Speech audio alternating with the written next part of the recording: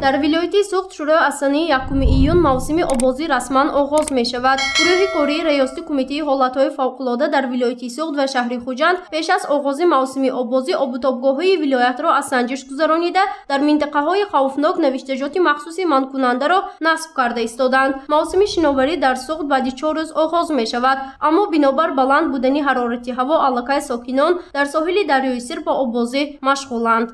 امروز باشد از طرف گروه کاری ریاست در همکاری با شعبه ریاست در شهر خوجند در منطقه هایی که از طرف مسئولین با موجود بودن چقوری ها، یمه ها و تیز بودن مجرای آب منع کرده شده است برای شناوری لوحه های اطلاعاتی نصب کرده شده.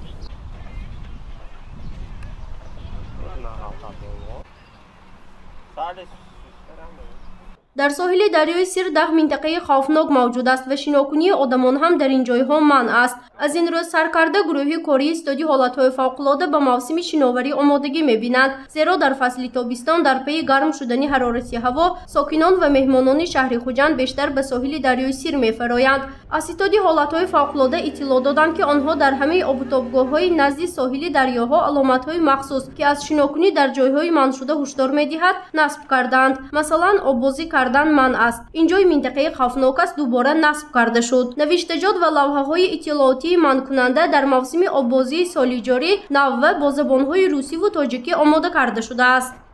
سال جاری کمیته حالتهای فوق‌العاده و مدافع گردشدنی نزد حکومت جمهوری تاجیکستان تصمیم گرفت که در همکاری با اتحاد اروپا و دفتر برنامه‌های سازمان امنیت و همکاری‌ها در اروپا واقع در شهر دوشنبه لوحه‌های اطلاعاتی برای باز هم بلند برداشتن معرفت اهالی عاید به مسائل شناوری آماده نموده است. در موضع‌هایی که بیشتر اهالی جمع می‌شوند نصب می‌نماییم.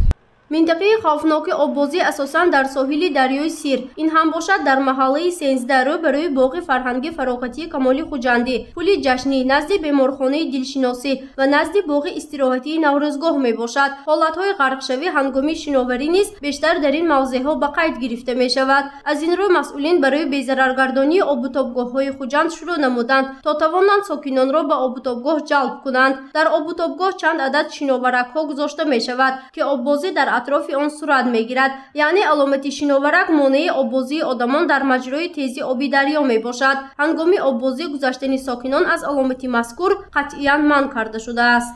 این موضع منطقه خوفناک واقع در نزد مرکز بیماری‌های دل و جراحی دل و رگ‌های ولایتی سوخت می باشد. حالا در این موضع کارمندان کمیته ریاستی حالتهای فوق‌العاده در ولایت سوخت و شهر خوجند نوشتجات و لوحه‌های منع کننده را نصب کرده ایستادند. این کار با مقصد پیشگیری از حادثه‌های غرقشوی انجام داده می شود.